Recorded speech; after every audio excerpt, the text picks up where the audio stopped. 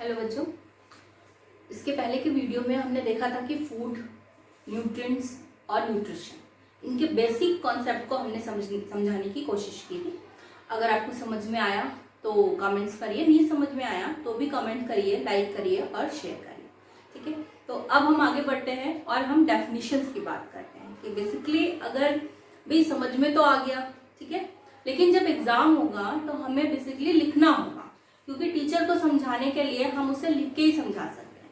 तो सबसे पहले हम बात करते हैं न्यूट्रिएंट्स की। जो फूड से हमें क्या मिलते हैं? न्यूट्रिएंट्स मिलते हैं। ठीक है, तो न्यूट्रिएंट्स की क्या डेफिनेशन है?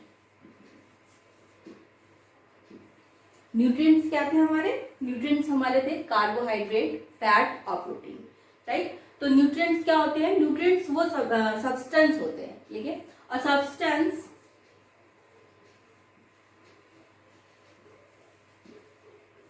a substance which an organism obtains,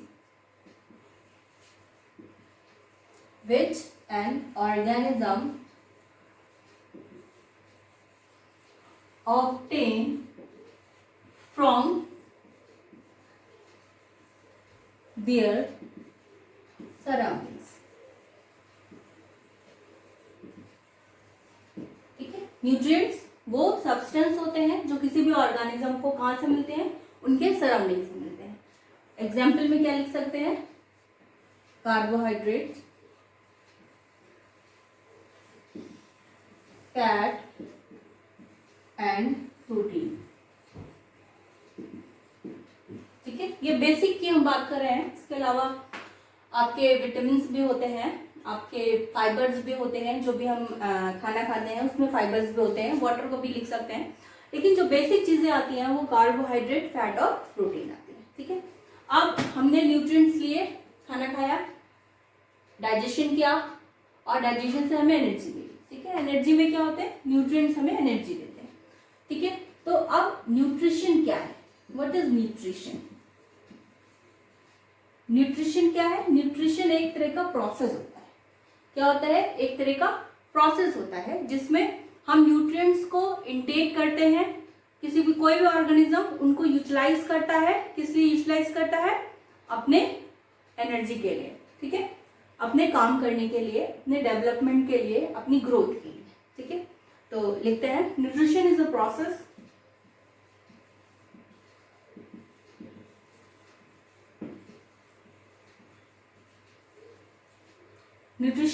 Nutrition is a process of intake of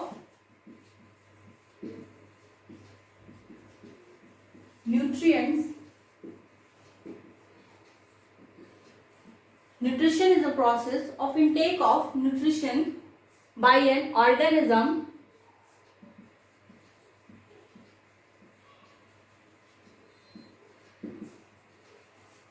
as well as by an organism as well as the utilization of those nutrients।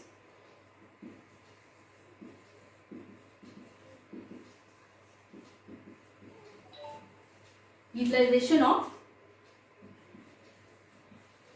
those nutrients by organism, right। तो nutrition क्या हो गई? Nutrition हमारी एक process हो गई। ठीक है, हमने कोई भी फूड लिया, इंटेक किया, क्या होगा? डाइजेशन होगा। ठीक है, हमारी बॉडी उसको क्या करेगी? डाइजेस्ट करेगी। डाइजेस्ट करने के बाद उसको क्या करेगी? एब्जॉर्ब करेगी।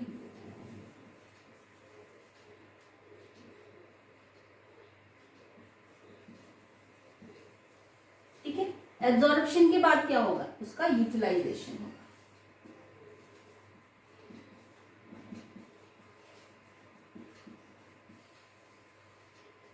और ये जो होल प्रोसेस है आपका, वो क्या कहलाता है? न्यूट्रिशन।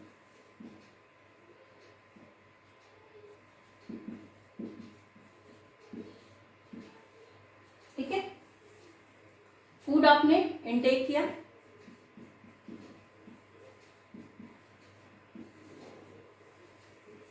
बॉडी ने डाइजेस्ट किया, एब्जॉर्ब किया आपकी बॉडी ने, उसको यूटिलाइज किया, ठीक है। This whole process is called nutrition, right. ये यहां से आप इसे हटा सकते हैं, ठीक है। ये पूरा आपका होल प्रोसेस क्या कहलाता है, न्यूट्रिशन कहलाता है। न्यूट्रिशन के हिसाब से हम ऑर्गेनिजम्स को दो पार्ट में डिवाइड कर सकते हैं। पहला हमारा कहलाता है ऑटोट्रॉफिक न्यूट्रिशन और दूसरा कहलाता है हेटेरोट्रॉफिक न्यूट्रिशन। ऑटो का मतलब क्या होता है, सिंपल, ऑटो आपने देखा होगा, ऑटोमेटिक मशीन्स होती हैं हमारे घरों में जो खुद ही काम करती हैं, ठीक है। तो ऑटोट्रॉफिक न्यूट्रिशन का मतलब होता है ऐसा प्रोसेस जिसमें ऑर्गेनिज्म खुद ही न्यूट्रिशन बना रहा है। जैसे अगर हम अपनी बात करते हैं तो हम क्या करते हैं, पेड़ पौधों से, जानवरों से जो है न्यूट्रिशन लेते हैं, ठीक है। उनको खाना लेते हैं, उनसे खाना लेते हैं, उसको पकाते हैं, उसको खाते हैं, ठीक है। तो ये क्या हो गया, हम न्यूट्रिशन अपना बना नहीं रहे हैं, हम क्या कर रहे हैं, दूसरे के ऊपर डिपेंडेंट है न्यूट्रिशन के लिए, ठीक है। अपने फूड के लिए किसी और पे डिपेंडेंट है और वो फूड हम लेते हैं और हमारी बॉडी उससे एनर्जी बनाती है, ठीक है। यानी हम कह सकते हैं न्यूट्रिशन लेती है, ठीक है। तो ऐसे ऑर्गेनिजम्स जो खाना अपना खुद बनाते हैं, जैसे आपने देखा है पेड़ पौधे, ठीक है। पेड़ पौधे होते हैं, बहुत सारे एल्गीज होते हैं, ये क्या कराते हैं, ये खुद ही अपना न्यूट्रिशन बनाते हैं। उस प्रोसेस को क्या कहते हैं, फोटोसिंथेसिस। उस प्रोसेस को क्या कहते हैं, फोटोसिंथेसिस। आपने अभी तक फोटोसिंथेसिस पढ़ी होगी। जो आपकी लीव्स होती हैं वो क्या कहलाती हैं, फूड फैक्ट्री कहलाती हैं, या हम कह सकते हैं किचन ऑफ द प्लांट कहलाती है। ये इनमें ग्रीन सब्सटेंस होता है जिससे मिल करके ये क्या बनाती हैं, फूड बनाती हैं। कौन सी प्रोसेस है, फोटोसिंथेसिस प्रोसेस है। और जो खुद फोटोसिंथेसिस नहीं कर सकते, यानी कि जितने भी बाकी एनिमल्स हैं, ऑर्गेनिजम्स हैं, वो खुद फोटोसिंथेसिस नहीं कर सकते और वो क्या कहलाते हैं, हेटेरोट्रॉफिक कहलाते हैं, ठीक है। तो बेसिकली न्यूट्रिशन के बेसिस पे हम जो क्लासिफाई करते हैं ऑर्गेनिजम्स को, तो टू पार्ट्स में करते हैं, ठीक है।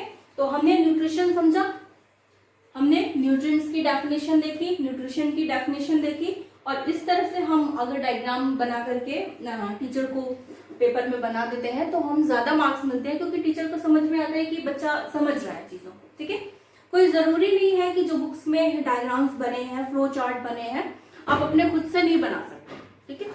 आप जैसा चाहे वैसा बना सकते हैं। कुछ बेसिक जो डेफिनेशन होती हैं वो सेम टू सेम लिखी जाती हैं, हम फिजिक्स में कह सकते हैं, केमिस्ट्री में कह सकते हैं, लेकिन बायो में क्या है, बायो में अगर आपको बात समझ में आ रही है, आप अच्छे से बात को समझा दे रहे हैं, तो वही डेफिनेशन है, ठीक है। तो वर्ड बाय वर्ड आपको ध्यान रखना है। लैंग्वेज थोड़ी आप अपने हिसाब से चेंज भी कर सकते हैं, मैंने लिखा है आप उसको भी लिख सकते हैं, या इसमें कुछ चेंज भी कर सकते हैं। अलग अलग बुक्स में आप जब पढ़ते हैं तो बहुत सारी चीजें आपको क्या थोड़ी अलग मिलती, लेकिन जो बेसिक चीज होती है वो आपको सेम मिलती है, ठीक है। तो ये डेफिनेशन है और ये आप इस तरह से फ्लो चार्ट बना करके समझा सकते हैं। तो नेक्स्ट वीडियो में हम आगे स्टार्ट करेंगे क्लासिफिकेशन। ओके, थैंक यू बच्चों।